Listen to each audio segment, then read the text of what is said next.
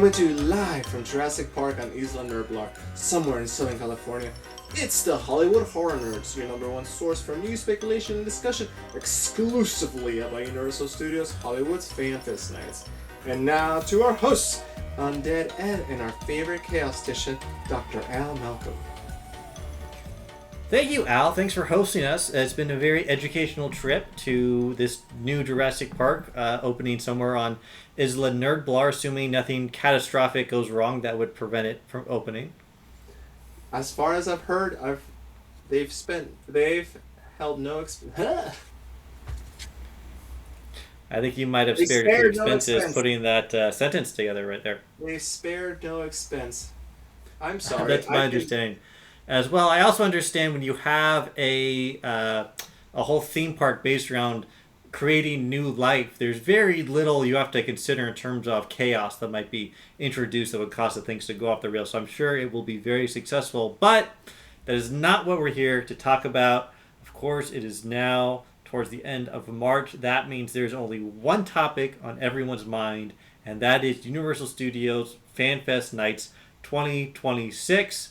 Is it worth it? Should I go this year? That's what we're here to answer. And the answer will be coming up after these commercial breaks. You have to listen to the entire show to get the answer, because we love it when our watch time goes up, because then the algorithm loves us more. So this show is going to be entirely FanFest. If this is your first episode, welcome. We hope you stick around. If you are a returning listener, you know usually we are focused on Halloween Horror Nights. And as FanFest was introduced, we've been doing a little bit of FanFest, a little bit of Horror Nights.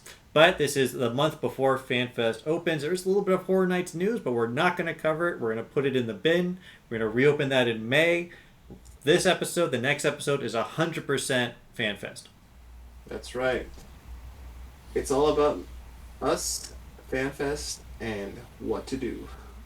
There's also not too much news that's new. There's a little bit, a lot. Some of what we speculated has come to pass.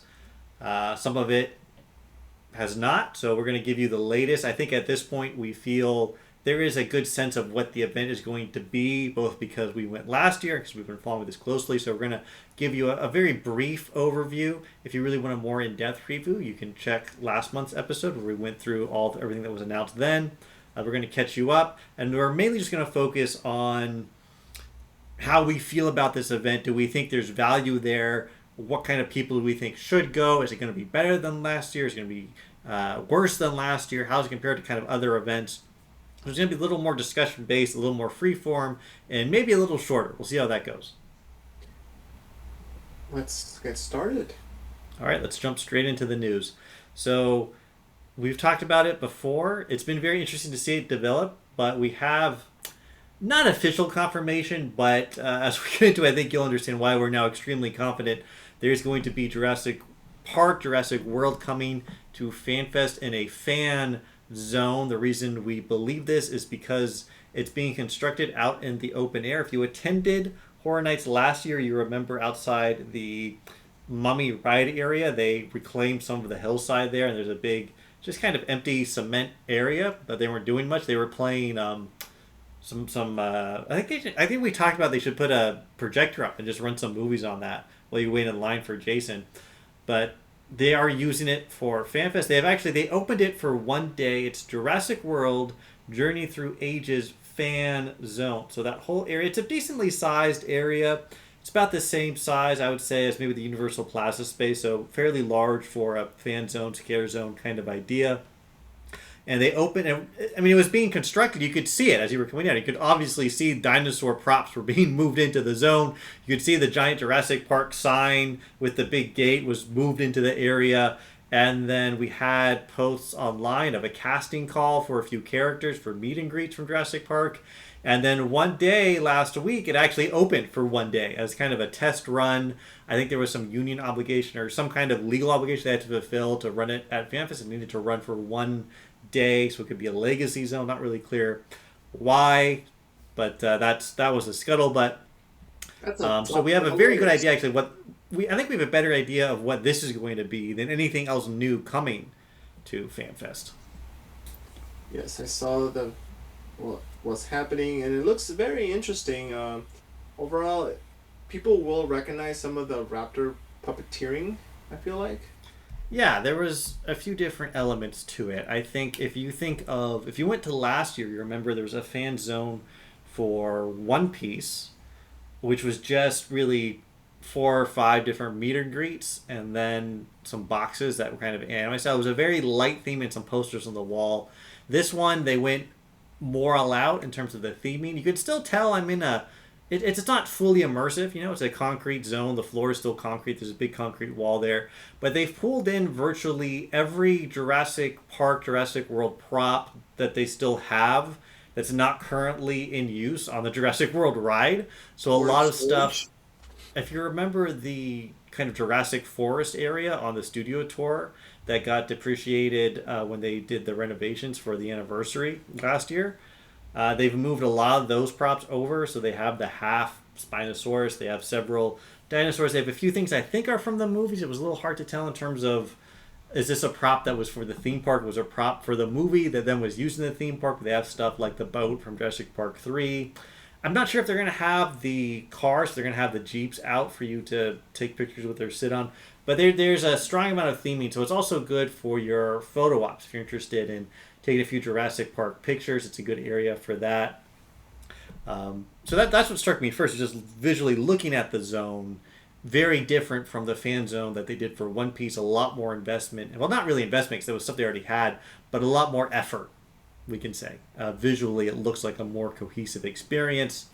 The highlights are, again, it's based around these meet and greets. When it opened for the daytime guests, these were kind of free roaming characters where they went around the zone. You could just go up and talk to them, a little bit more like the Back to the Future zone, but without a storyline going on. It was just you would see these characters walking around. You could go talk to them about Jurassic Park. They had Hammond, who is the older guy who spared no expense famously in opening Jurassic Park, the founder. They had your uncle, Al, Ian Malcolm, Yes. who is Jeff Goldblum's character in the movie, in his classic all black leather jacket look, talking about That's chaos. actually a family look. We all dress that way. Good. I look forward to seeing it when we attend the event. Yes. Yeah, he goes and he talks about his chaos. It's pretty good Jeff Goldblum impersonation. For the first time they had a Dennis Nedry character who is the programmer who is very sweaty, and he tries to steal the dinosaur enzymes and gets eaten by a Dilophosaurus. He also is famous for playing Newman on Seinfeld. I liked his favorite. The most iconic line from him in that movie was not actually said by him live, as him acting, but his program. The You didn't say the magic word. Yeah, that was my favorite part of that movie because it was just so dumb. Well, when you go to meet him, maybe you can ask him to repeat it. Can you please do the nah? They also had a few. I don't know how to describe it. It was kind of dinosaur, like a baby dinosaur, where the actor is dressed like he's a Jurassic Park, Jurassic World kind of ranger, and he has a baby dinosaur that's a puppet, something similar to what they did with the Harry Potter creatures last year. I know they've done that before as well, but it's cute for a little fake puppet. So even a little more activity going on in the fan zone. The main event are these shows. So I saw a video. I didn't watch the whole thing, but they had videos. I don't want to be spoiled. But they have a Triceratops that comes out. I'm pretty sure it's 2 people in a big costume, but it's pretty good for what it is. It's pretty fun to see big goofy Triceratops kind of lumber out of backstage. They have a little more involved raptor show where 2 raptors escape containment. They have to get them back in the raptor pen. I wouldn't quite call it a stunt show, but it's kind of that genre. Not as something as good as what you would expect from the Waterworld show or the stunt shows they used to do, or the Animal Actor show, but a step above nothing, I guess. I don't know. Interesting that they called the Raptor Experience. They've done similar things before. They had their Raptor Encounter, it was kind of a dressed up version of that with a little more action focused. So I think the idea was the Raptor Encounter was a little more smaller, and they think this will get a bigger crowd, so it's more you just stand back and watch something interesting happening. I feel like that the Raptor Experience is very reminiscent of things they've done in the past. You know, like right outside the ride where the water is. Yeah. If they've done this similar aspect where they have raptors, normally it's only one, Right. but now it's multiple with Now it's multiple two. handlers. It's increased by 100%. Yeah, well, in terms of raptors, yes. In Yes. terms of the people interacting with them, also has what multiplied by 5, 10? Yeah, by a factor of something. Yeah. So it is interesting. I mean, for what this is, and let's be real. Based on what we've been able to read our secret tea leaves, we think that they had something planned that pulled out, and this was a last minute replacement. They said, what can we do with their IP that's bulletproof, that we own lock, stock, and barrel? We have Jurassic Park. Let's just get every prop that we have and just get them in there. And let's get some actors in there, and they figured out a new show. So I think for what this is, which is a last second meet and greet, this is actually about the best case scenario, where it's not just boring concrete. There's props there. It's themed.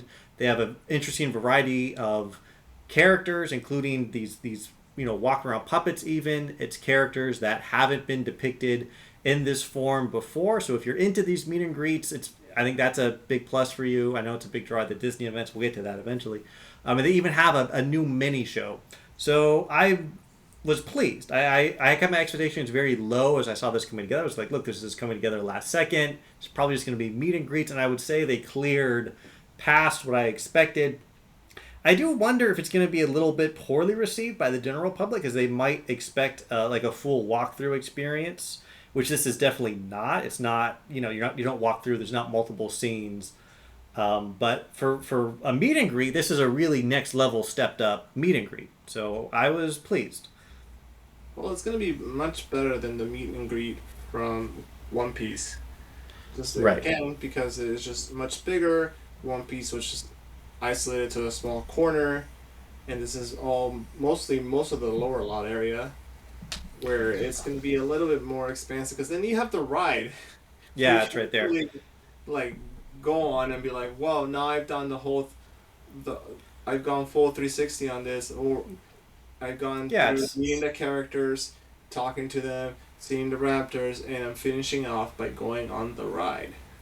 it's the way that we talked about in the Harry Potter. We said with the new Harry Potter experience, it makes that feel like somewhere you could spend 2 or 3 hours to just really live in Harry Potter. And it does that on a smaller scale because it's one ride and one fan zone, but it does give you that sense of, hey, I could go eat at the Jurassic Eats, get a drink at Isla Nublar, ride the Jurassic World ride, maybe you ride that first, then you eat. But then you go to the fan zone. You can have a more fully featured, fleshed out Jurassic Park, Jurassic World experience, which I think is cool.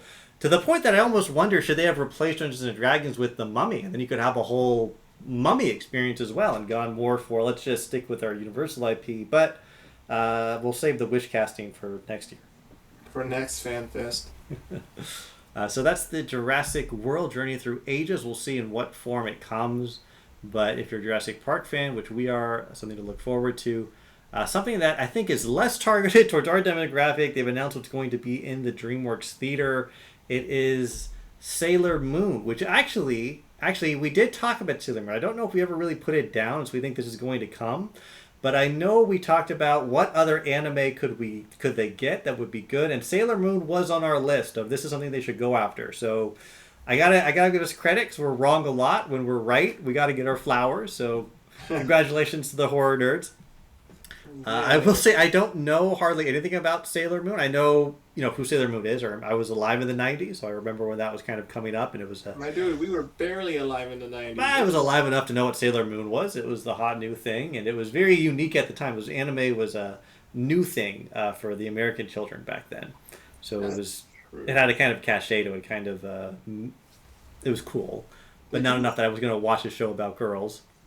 Wow. Let me read the press release. It's a spectacular social celebration show with Super Sailor Moon. For the first time, Universal Fan Fest Nights join fellow Pretty Guardian Sailor Moon fans for a breathtaking show in time. The DreamWorks Theater stand alongside the Sailor Guardians to overcome darkness, restore light, and bring harmony back to the Moon Palace.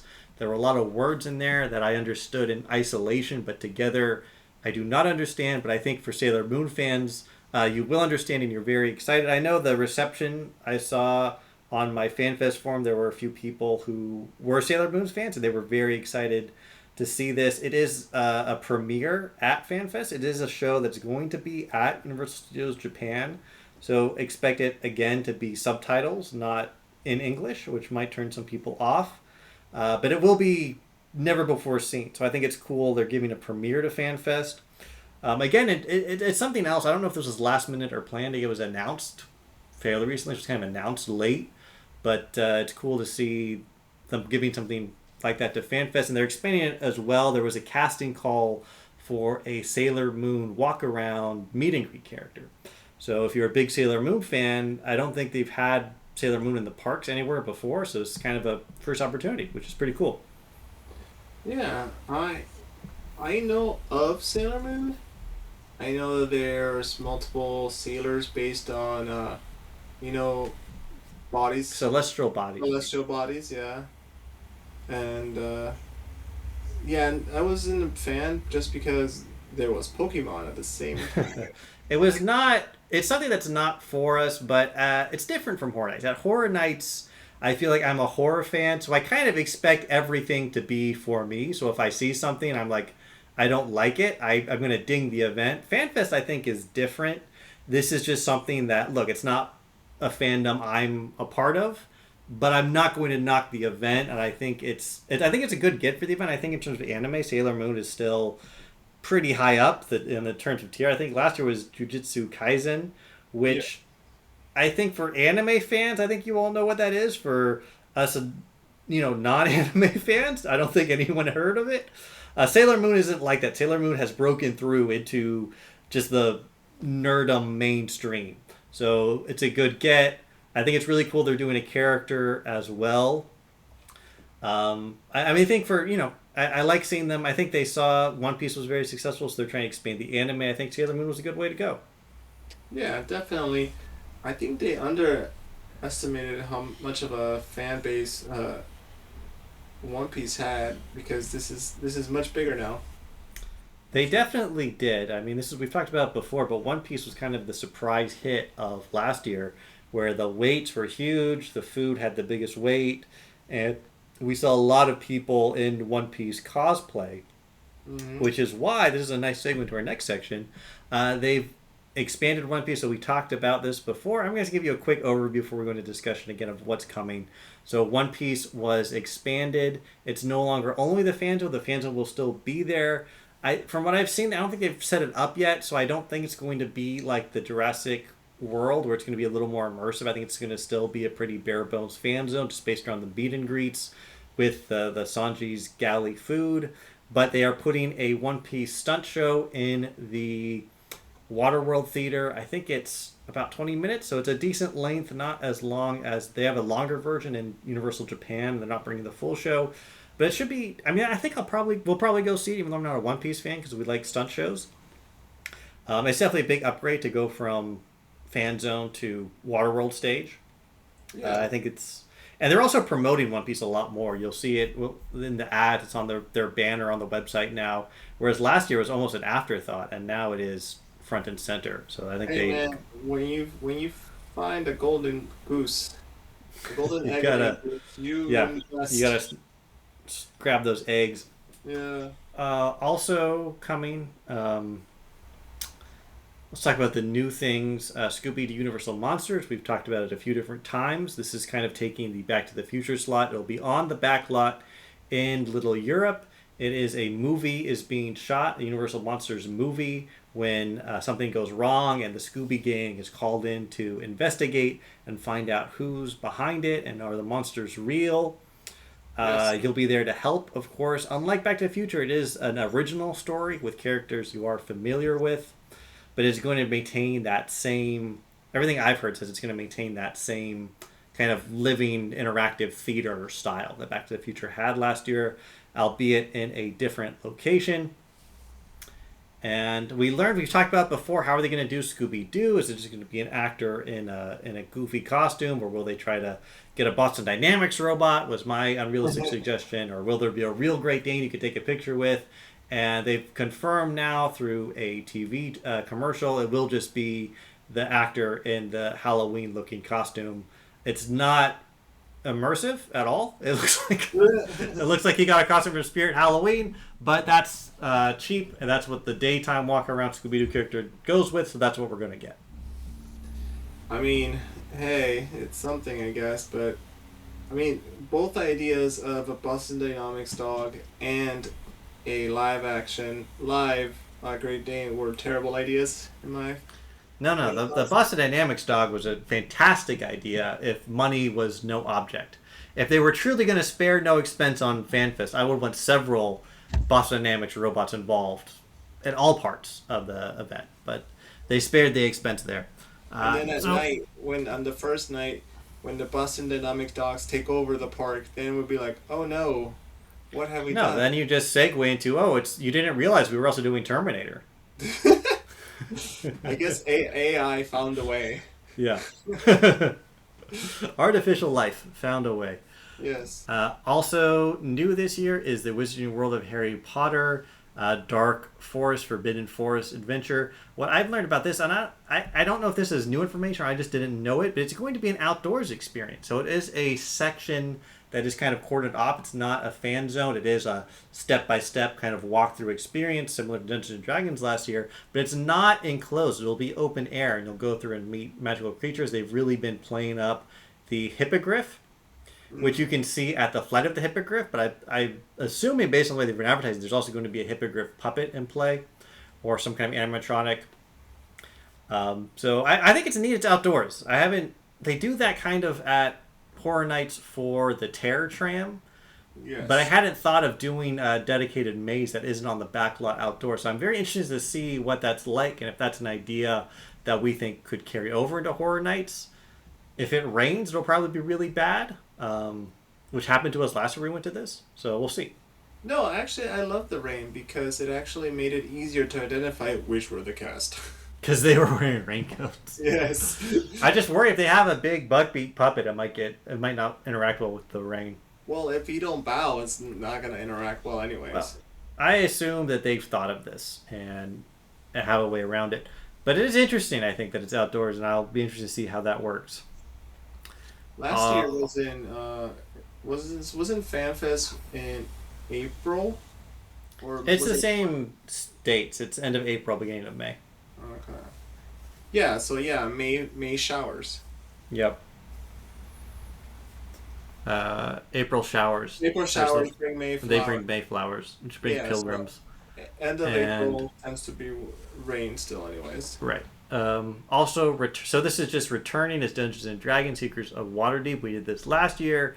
You go through a dungeon and you face this big beholder monster, big eyeball guy.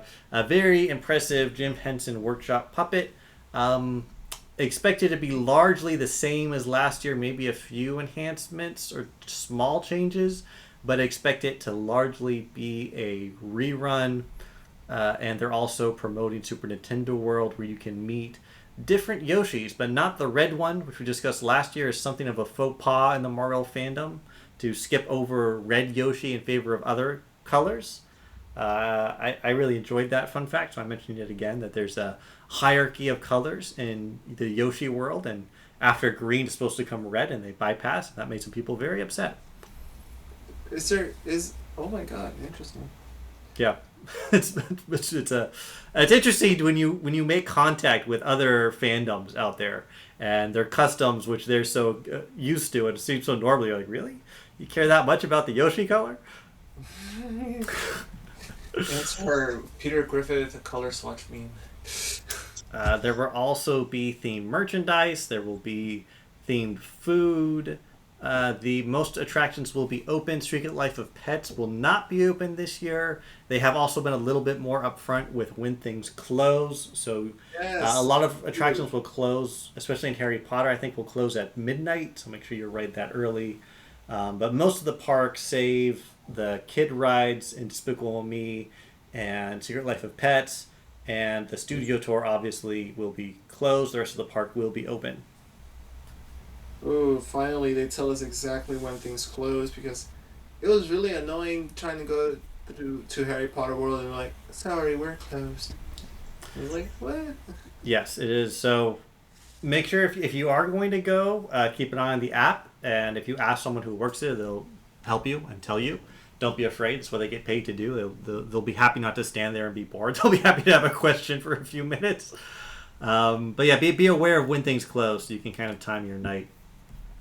And that's it for news and overview. There's still no... I was really hoping they'd have a menu out by now. I think it's a little strange that there isn't. There's also no merch preview.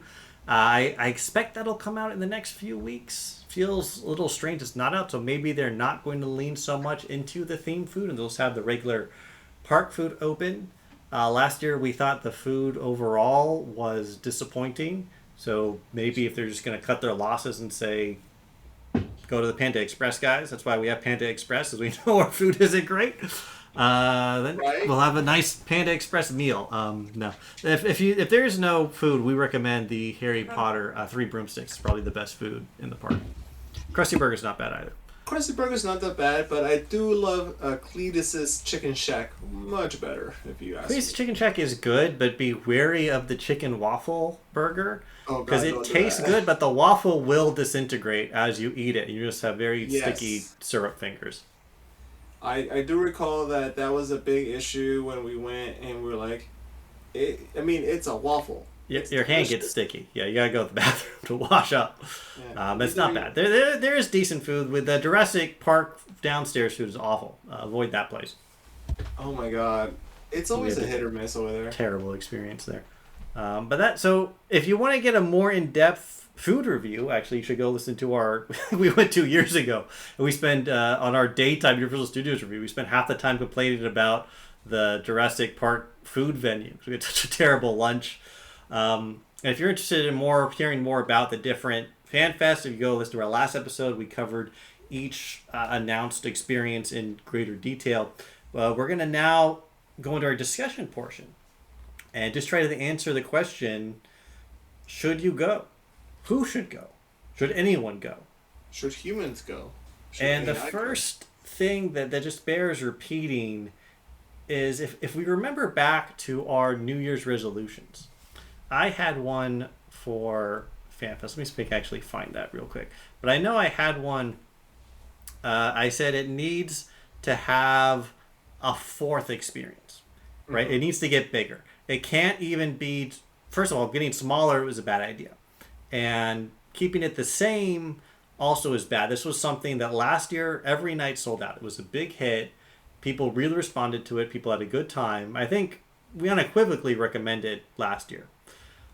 And they needed to invest back. We saw this in Horror Nights, where 2 years ago they had a really down year because they didn't invest. All the walkthroughs, the horror mazes were all kind of, we had seen it before. A lot of IP that was kind of stale. And then last year they came back. They put a lot of money into it. You could tell. You could tell they had invested in the park that year. Even the repeat maze, they had fresh music from Slash. They were getting huge IPs that people thought were never going to come. They put a lot of money into it, and the crowds were huge. People loved it. It was an explosion. And I said, you have to do the same thing with FanFest. You have to put the money in, or people are not going to come, because they're going to compare it to last year and say it's not as good. You have to get bigger. We got a big park, we got a lot of time to fill. You have to show people this is going to expand and keep that excitement going. And what happened? It's the same. It's the same amount of walkthroughs. One of them's a repeat, and none of them are bringing an IP that we can't already find in the park, even though the Universal Monsters Scooby-Doo is a little more obscure. Yeah, they definitely need to go bigger. I guess they're trying to do quality over quantity kind of situation. Well, they needed to go bigger. It's too late now. Again, we've talked before, it's the Universal Boulevard extension, the Ube venue that used to house The Walking Dead. That's where they had Star Trek last year. And just having that space be empty is such a misstep. And I think people are going to notice. If you went last year, you're going to be thinking, oh, I want to go see what's over there this year. And you're going to go and it's going to be nothing. If you haven't been keeping up with it, you're going to be, what? Why is this empty? Why would you leave it empty? There's no good reason for it. There's rumors that there was an IP that was really good that pulled out in the last minute. I'm skeptical because the person who's been leaking that is a very obnoxious person. I don't like them. So, and also I think if that's the case, you needed to scramble. You needed to do anything, something there. You have this big empty space. Just put something in there just to fill it, and it feels like lesser. Even though it's staying the same because it's not 3 new experiences, is it? It's a repeat in Dungeons and Dragons. It's a Harry Potter, but Harry Potter's there all the time. It doesn't feel as special in the same way that Star Trek did, where there hadn't been a Star Trek kind of theme park experience since Star Trek experience in Las Vegas closed when we were in high school. It's been a long time. Same with Scooby-Doo Universal Monsters. There was a time when having Universal Monsters would have been a big draw. But they've been at Horror Nights. Last year was their first year off since, I don't know, it's been 5 or 6 years where they were just there every year, which I was a big Universal Monsters nerd, so I love that. We've seen them at Horror Nights. We've seen a lot of them. They have a permanent horror maze in Las Vegas now, and they have a whole Universal Monsters land in Orlando with a bar, with a steakhouse, and an e-ticket level haunted mansion style attraction. So it's not a fresh something. It's not something that is, even me as a huge Universal Monsters fan, I'm not jumping out of my seat being like, oh, I'm really excited to go see Universal Monsters the way I was with Back to the Future, because it was something that had been on the shelf for so long that seeing it come off the shelf was really exciting. And Scooby-Doo is the same thing, where I think everyone in kind of our horror world likes Scooby fine. We all remember watching it. It's kind of baby's first horror TV show because they're fighting monsters. But no one's a fanatic. I mean, someone is somewhere. But it's not to the same scale of the Back to the Future fandom that came out, where, you know, it was something that just... You can see Scooby every day. He's a normal walk-around character in Universal Studios. And he has new TV shows all the time. They're making new movies. He's got a new Netflix show coming up. It's not this same feeling of a dormant IP coming back to life. I think generated a lot of excitement last year. And they do not have the same effect going on this year. Well, we'll see. But yeah, Scooby definitely has new revivals every couple of years. One of the revivals was a show that was not well taken, which was Velma, I think it was called. Oh, I forgot about Velma. Yeah. The Netflix version. Yeah, that revival was not well garnered. And it's a hit or miss with these new revivals, and we'll see where Well, the they new take one it. has... We just saw Scream 7, which we might review one day. It has... You remember the girl who she was swinging around at the theater? Yes. Yeah, she's going to be Daphne in the new one. So they have a horror actress playing Daphne, which I think is kind of cool. I mean, that's interesting. Sounds better than Velma did. At this point, anything's better than Velma. I mean, but when you look at... I mean, first of all, how do you feel about... Do you agree with me that they needed to go bigger this year? They needed to expand, and when you... It's just kind of a bit of a gut punch when you see, oh, no, it's the same amount of attractions. I mean, how did you feel about it? Did you care? Or were you like, no, I'm fine with the level that it's at? I think where it's okay to have the same amount of attractions if you can spread them out a little bit more. Meaning, remember those giant ass lines for everything? Oh, yeah. So even if they had the same amount of attractions, but within each attraction zone, there was things that could cause the lines to be a little more diffused around, so that not any one single attraction within the attraction would have like stadium size lines. It felt like last year the lines to get into an attraction, like to get into Star Trek or get into Dungeons and Dragons, were fine. They were a lot less than like a Horror Nights maze wait would have been.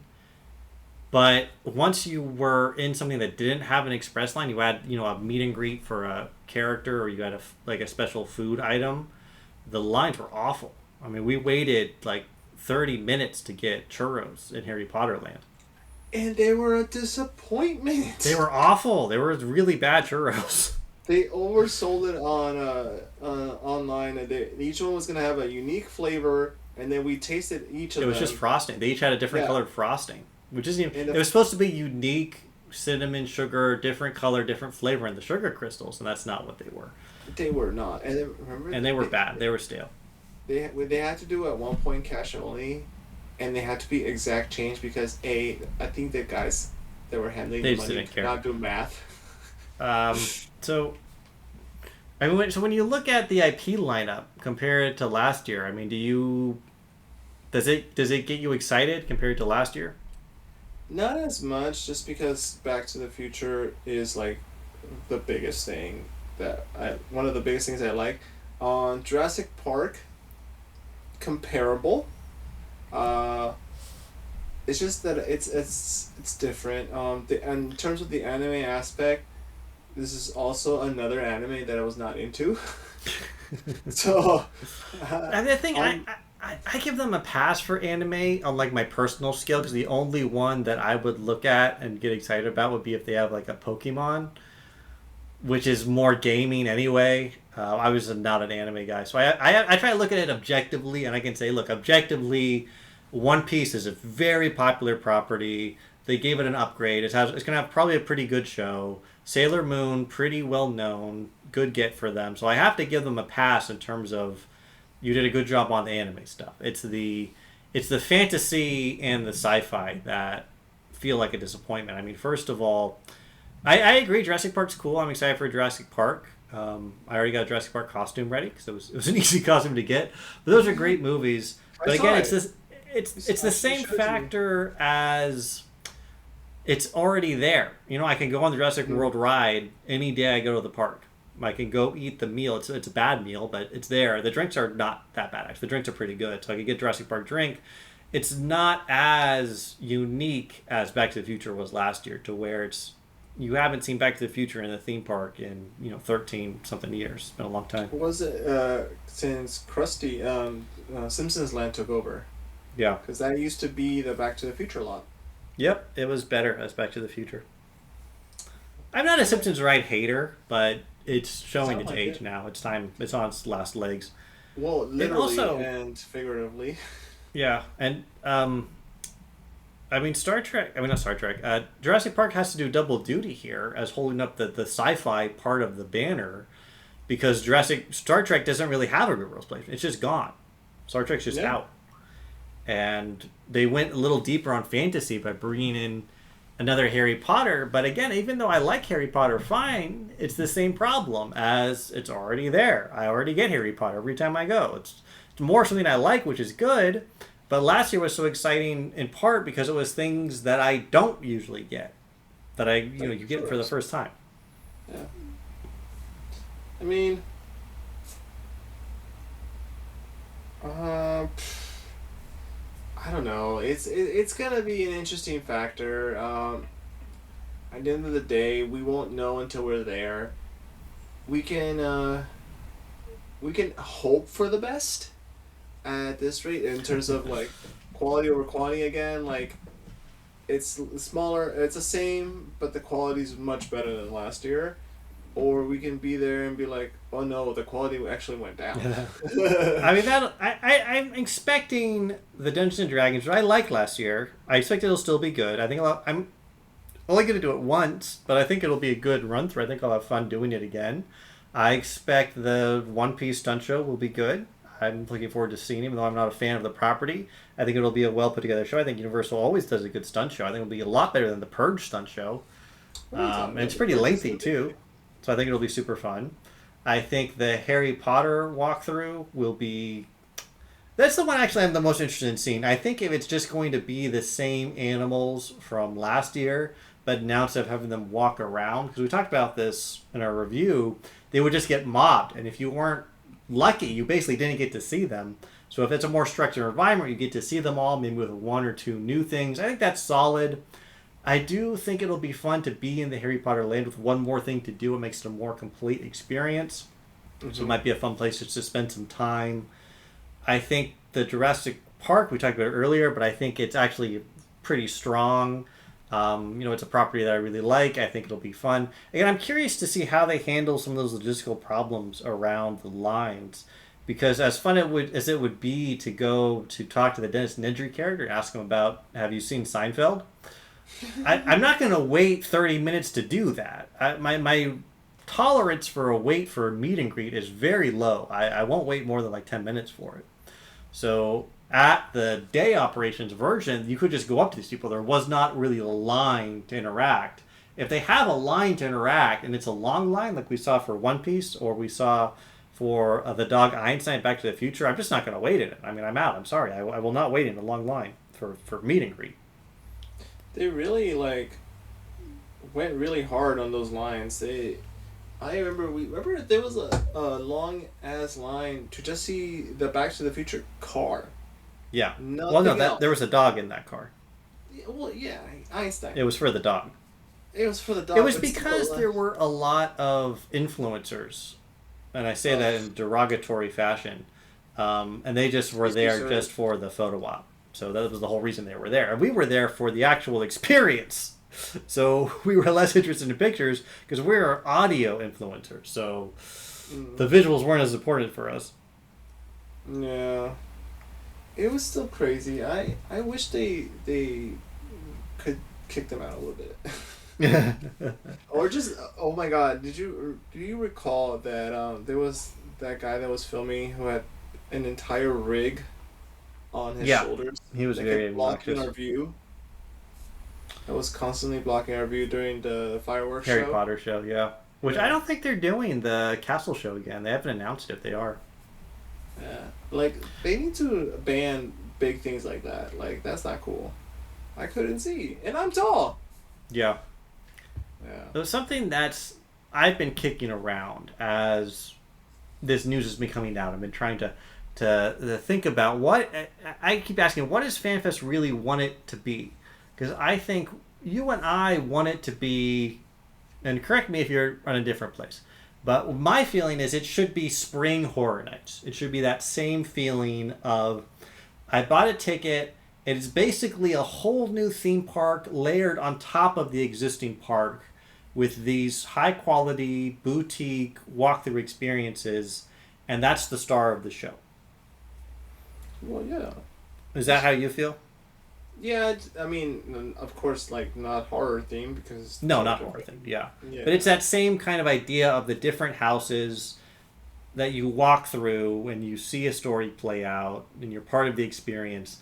And it's, again, it's a lot of effort. It's a whole nother, theme park on top of the existing theme park.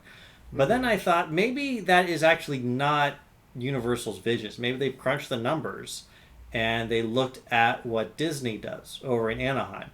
And Disney does 5 or 6 different after-hour events every year, and usually they do 3 to 4 different dates for them. So very similar to FanFest. And they all have different themes. There's the one I'm going to pull out to look at, because it's going to be running concurrently with FanFest, is Star Wars Night, which is one of the more elaborate runs. They also have the Disney Channel night. They have the 90s throwback night. They have a Sweethearts night around Valentine's. Sometimes they do Villains night, so it's different themes. And there are no real new attractions. It's much lighter. The big focus is on meet and greet characters over at Disneyland. So for Star Wars Night, you get to meet Anakin Skywalker or Padme Amidala or Luke Skywalker, characters that are not there during the day. There's a few experiences that they do. They do a Stormtrooper parade through Tomorrowland. They do lightsaber training that's a little more interactive. And there's a lot of photo ops, and they have several walk-around, free-roam Star Wars characters. They'll have an Ewok might walk past you in Fantasyland. So it is a much lighter touch than something like Horror Nights or something like FanFest. Even a lighter touch than the Disneyland Halloween event, which is already a lighter touch than what Universal does. But Disney does 5 or 6 of them, so you can already, it sounds like, I haven't crunched the numbers myself, but based on what I could read about it online, it feels like it's a much cheaper event than what they did with FanFest last year. And they sell out. These sell out. They're very hard to get tickets to. People travel, people go nuts. But part of the reason Disney can get away with that is because these events are held at Disneyland. And we've talked about it before. We're not a Disney podcast, but you have to acknowledge the reality of, as a single entity theme park, Disneyland is widely regarded as the best in the world. If you look at it in terms of just amazing world-class attractions per square foot, Disneyland clears everyone else, and it's not close. So when you go to Star Wars night, you're not only buying these pretty light touch Star Wars themed events, and you can dress in your Star Wars costume, which is fun. You also get to walk on essentially to Indiana Jones. 5-minute wait. 5-minute wait for Rise of the Resistance. 5-minute wait for Space Mountain. So you're getting a light touch of Star Wars on top of a really amazing Disneyland where you don't have to wait in the lines. Very rare. That's why it sells out. Universal Studios Hollywood, which is our home park, is not Disneyland. It's a half day park. It's not even a full day. And the best attraction the top 2 attractions in my book are the Studio Tour, which is closed for FanFest nights, and Jurassic World, which you and many other people will not go on at night because it gets cold and they don't want to be wet. Hey, we went in October, September. And it was amazing. And it was freezing. It was amazing. It was absolutely amazing. I wouldn't trade that for that experience for the world. Absolutely incredible. Highly recommend. Poncho was alive. Absolutely recommend. Poncho was alive, and you were a lot like Dennis Nedry when he thinks his raincoat will save him from the Dilophosaurus. And you were the biggest lie. I knew the whole time. It was fantastic. And you but my point is, if Universal is looking at the Disney After Dark events, Star Wars nights, Weird nights, 90 nights, whatever, and say, hey, look, they're selling out. They're making a lot of money with basically just meet and greets. We want to throw together something like that, and we'll pack the park and we'll sell it. We'll get all these extra tickets sold because essentially you're double dipping on a late night. You're getting your daytime visitors and your nighttime visitors. So if they think they can replicate that, I think they're in for a rude awakening. I think for Universal to be successful with these events, they need to do spring horror nights, and they need to layer more stuff into the park, or people will just say, I'll go during the day. Or I kind of already done this. Right. You have to add more. I mean, it's just not the same. It's not enough. Compared to what Disney, it's just, there's not enough in the park that just the nighttime event alone, having access to the park in a less crowded environment, is not the same level of attraction. Well, then you also got to take in consideration Universal is drastically much smaller. Right. And they're but this is also, I think, the Universal Creative and Universal Corporate needs to take into account when they're making these decisions about how much are we going to invest in the event. Yeah.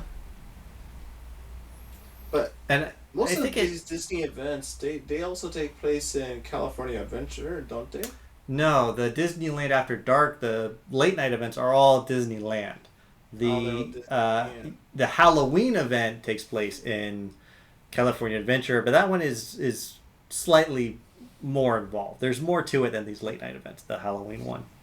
Yeah, but again, Disneyland was able to grow outwards, where Universal is finding itself growing upwards in a sense. And I mean, they're reclaiming mountain. That's how much they realize they don't have space. And I will say it would go a long way towards this year's FanFest feeling like I would put my stamp of recommendation on it if the Fast and Furious coaster was going to be open for FanFest, but it's looking unlikely. It's still possible they'll try to do a soft opening, maybe only in the May dates, but it's still in testing, and it's an interesting situation where because they're building it on the side of a mountain, they can only things have to be done in order, and there's a functioning movie studio and a functioning theme park built around it. It's not just a flat space. So a lot of the times they need to finish segment A, B, C, D before they can do part E, and maybe part E takes a while, and they can't work on them concurrently. It has to be done one at a time. So it's just taking a long time for that to open. It's still in testing. You can see it testing pretty much every day now, and it looked great. It looks like an amazing coaster. It's going to be faster than the Velocicoaster in Orlando, which is exciting. Really unique kind of incorporation of the high thrill level coaster with the wild mouse design where it spins around. But I mean, and that's going to go a long way towards actually elevating Hollywood. I think it's going to be a big step for them, and I think they're looking to reclaim part of the studio and convert it into theme park space. So maybe in 3 to 4 years we'll be having this conversation again, and I'll say actually at this point, having the access to a less crowded version of the park with lower wait times, that is enough incentive that I'm willing to accept a light touch in terms of the new elements.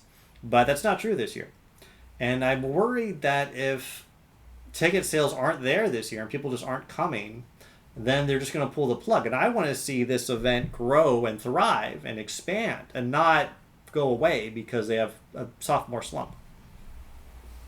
Yeah, I mean, that makes sense. It's a tall order at the end of the day. You can't really compete with the mouse in terms of size and scope of what's available. Well, that's why they have to have their. Exciting. That's why their late night offering needs to be. I mean, I'm not offering the Star Wars Night compared to say it needs to compete with Star Wars Night directly because they are kind of different lanes. It's, are you into Star Wars? Are you into fandom? Are you in Orange County? Or into LA? I'm just saying if they're trying to replicate that model, I think they're in for a rude awakening. That's my point. Oh yeah, similar, not the same. Right. They just don't have the structural advantage to get away with the light touch at this moment. Yeah. I mean, let me ask you this. Do you think the FanFest park, right? So you're at FanFest, it's nighttime and the studio tour is closed, but you have access to a few more boutique offerings. Do you think that is a better experience than just going for the daytime normal operations and you can go on, the studio tour is open, and there's a little less logistical in terms of, well, there's lines you have to get around people, but you do not have the boutique experiences? I think I would just do the daytime. I think because the studio tour is closed. Yeah.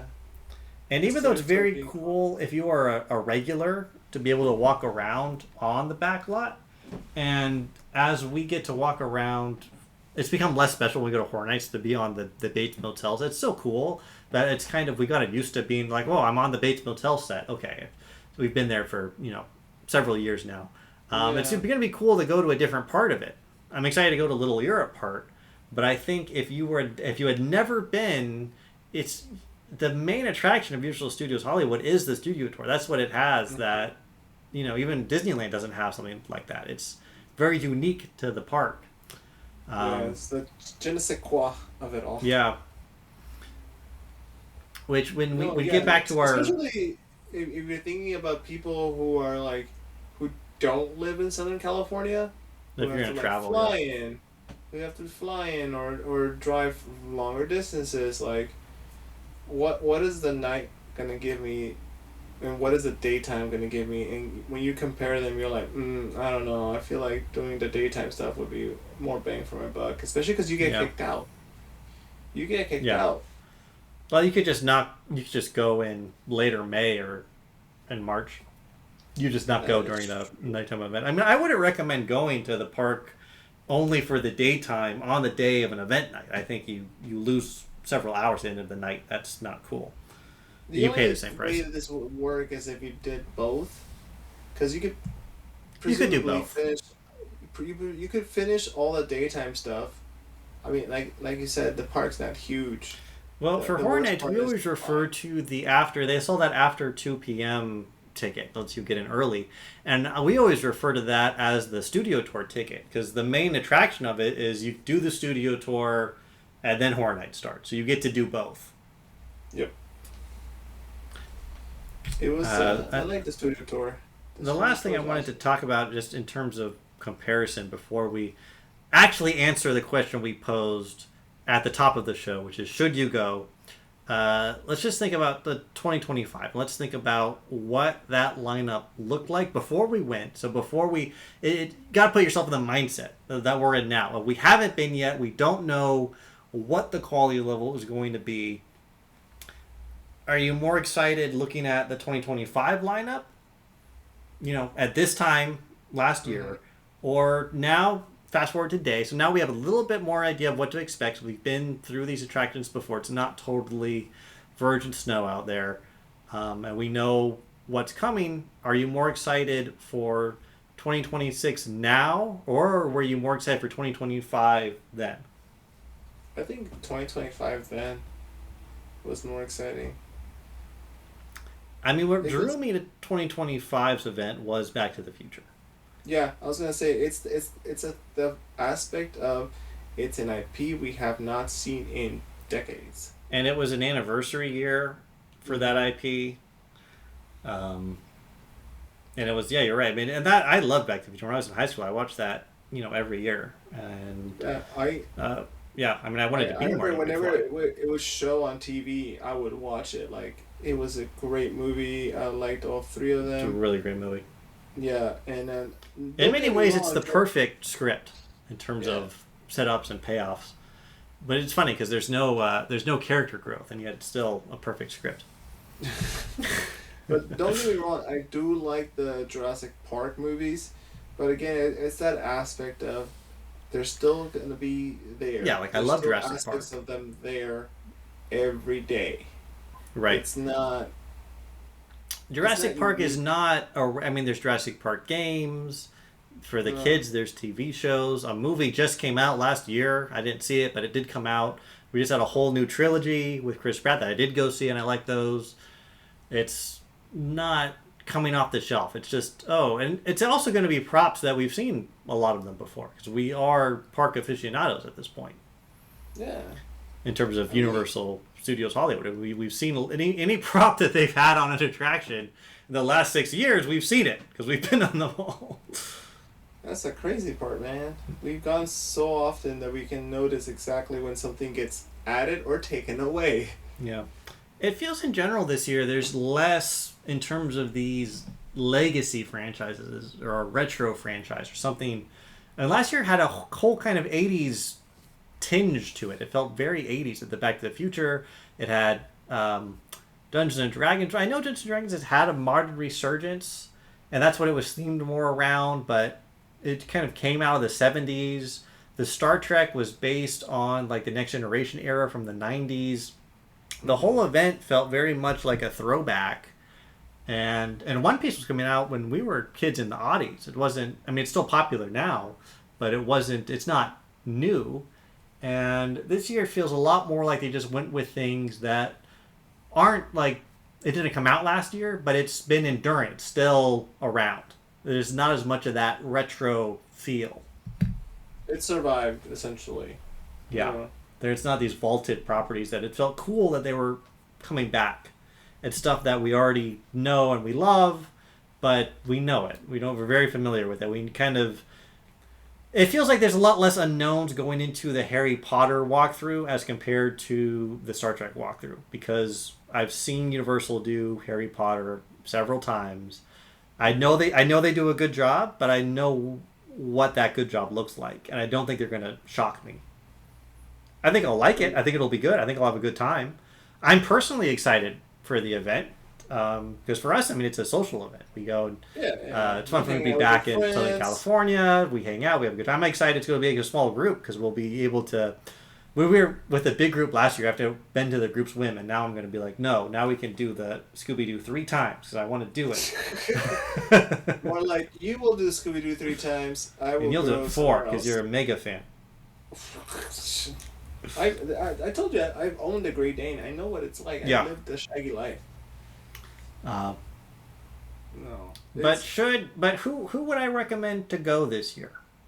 So let's answer that big question. Should you go to FanFest 2026? Now, I mean, for Depends Horror Nights, who what I've are always you. said for Horror Nights is if you like horror and you can handle the jump scares, you should go. Even like we talked about 2 years ago as a down year, I would still say, look, if you're in the LA area and you like horror, you should go to Horror Nights. I think it's just across the board, you should go. It's a good time. Yeah. This year, who should go to FanFest this year? I would not just say everyone. I wouldn't give it that same blanket, everyone should go. I think if you're someone who really enjoyed the Jurassic World movies, you really enjoy Jurassic Park because you'll get the lore of what happened.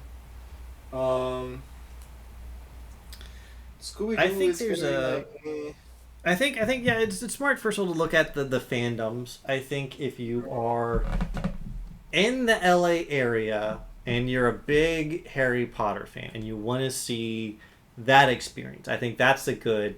I can recommend that. I think if you are a big One Piece fan, I think you're gonna have a good time. I think you're gonna love what they do with this show. I think it's gonna be a great stunt show, and I know those characters were really well received last time, so I can recommend that. I think if you I wouldn't recommend it for every Jurassic mega fan just because I think you could go to Orlando and see Jurassic there. You can come to the normal Hollywood, see it there. I think that's a sweetener. I don't think it's a driver. I also think if you're a mega fantasy Dungeons and Dragons fan, you probably went last year. I don't know if you should go again if that's your main thing.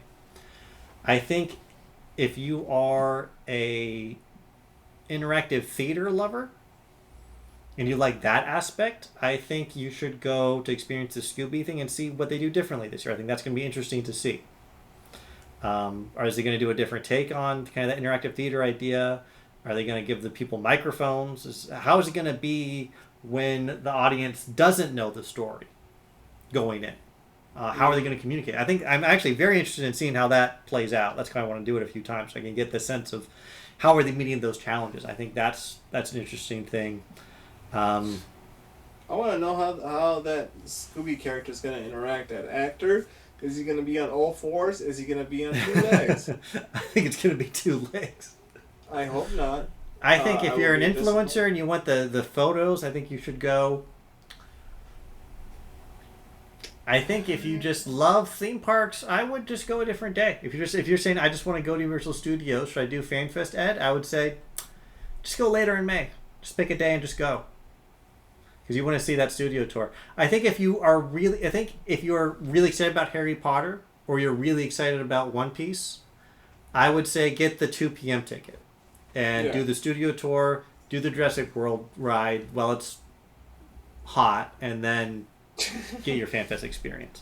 Well, depending on how our temperature behaves, it will be hot. I will add also, I think if you're a big Sailor Moon fan, I think the meet and greet will be exciting, having a professionally sanctioned in the United States Sailor Moon meet and greet. I don't know if that's really happened before, so I think that's a big get for you.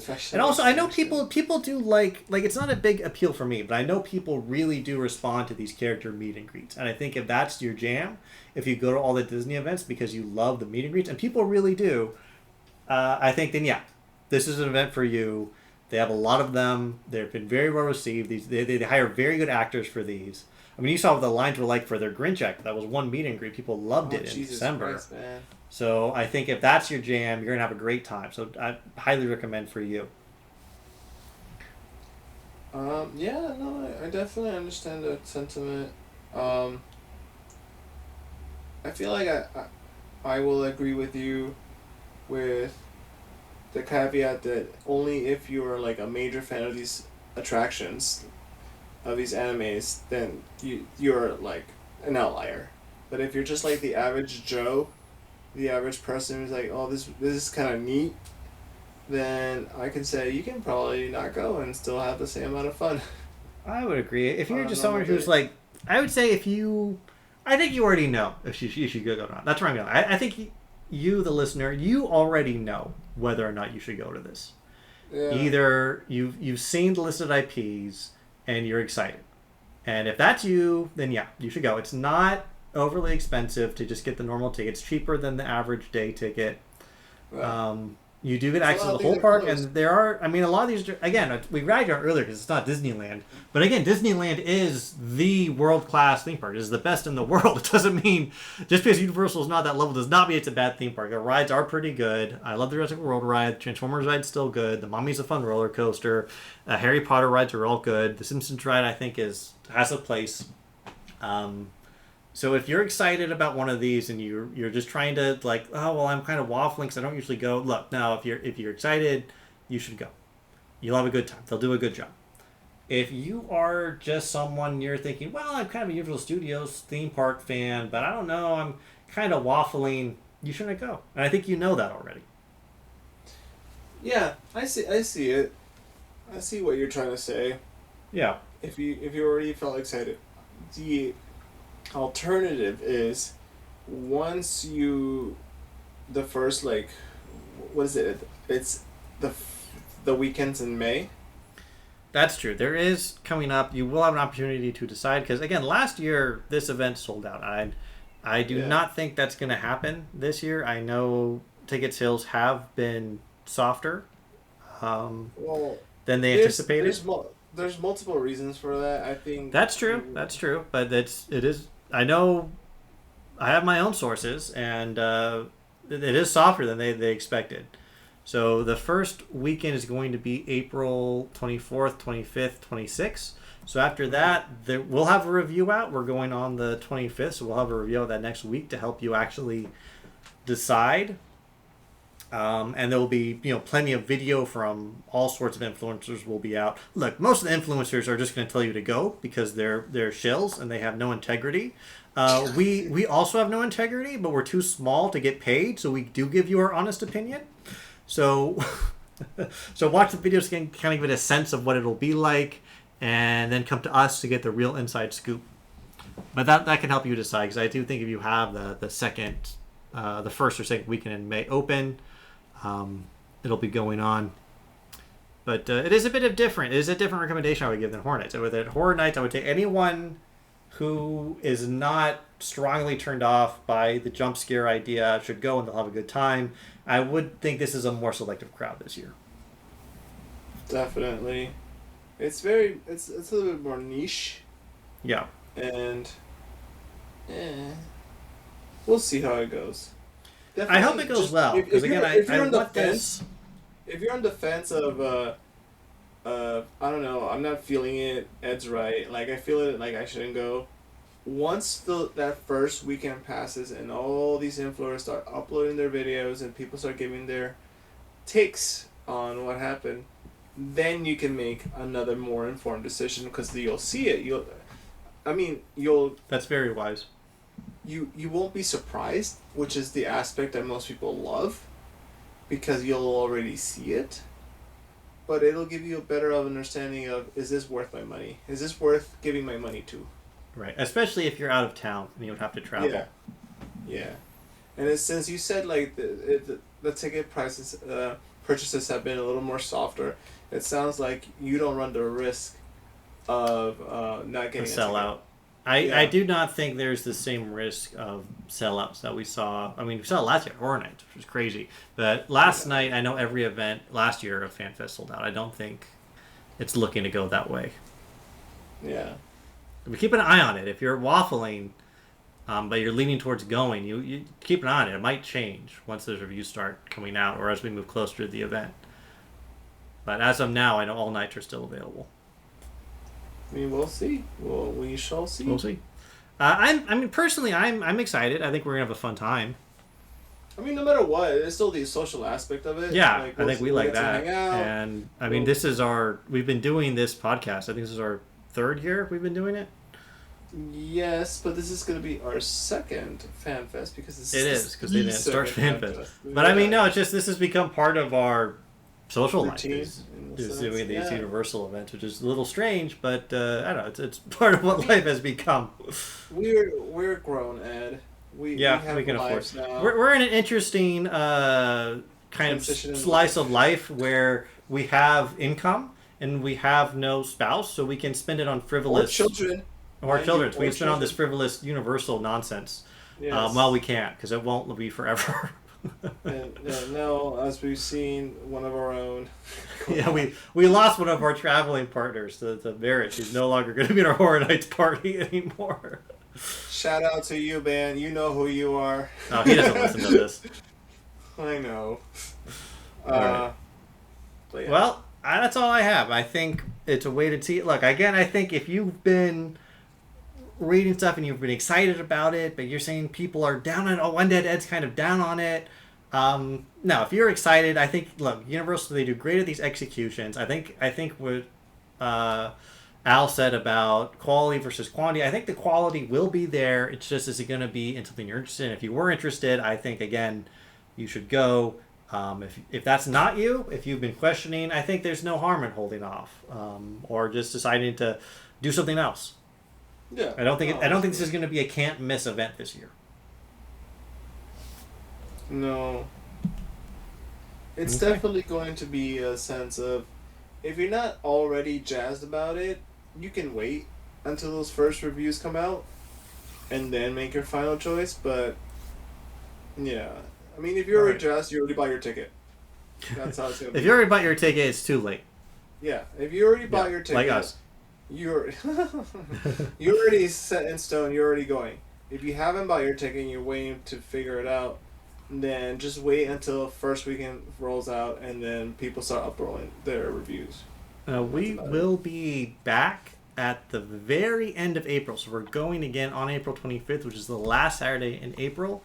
We are really trying to get one episode out every month this year. So far, we're actually on track for that. So yay us. And we're gonna try to get that one out. We'll record it right the day after because it'll end at like 2 a.m. So we'll have to sleep. But we're going to try to get it out before the next weekend, so you will have, if you are one of our regular listeners, if such a thing exists, and you are going, you're questioning, we'll have that review out for you before the next one at the beginning of May. So you're going to want to watch this space and check back. And after that, after May, we'll have our FanFest will be over, and we're going back to Horror Nights to close out the year. Yeah, we'll have... that episode is going to cover our expectations, where they met, how we felt. Do we think we're going to do this again next year? Yeah. My question is Universal going to do it again next year? That's what I'm more interested in answering. Well, the real thing is we won't know until the money starts getting counted. Yep. All right. So, if you don't subscribe, you should. And watch this space. And we might even post on our social media. It might happen. You never know. You never know. It's rare, but it's not unheard of. we all right. shall see. Until then, from all of us to all of you, stay fantastic. Fantastic.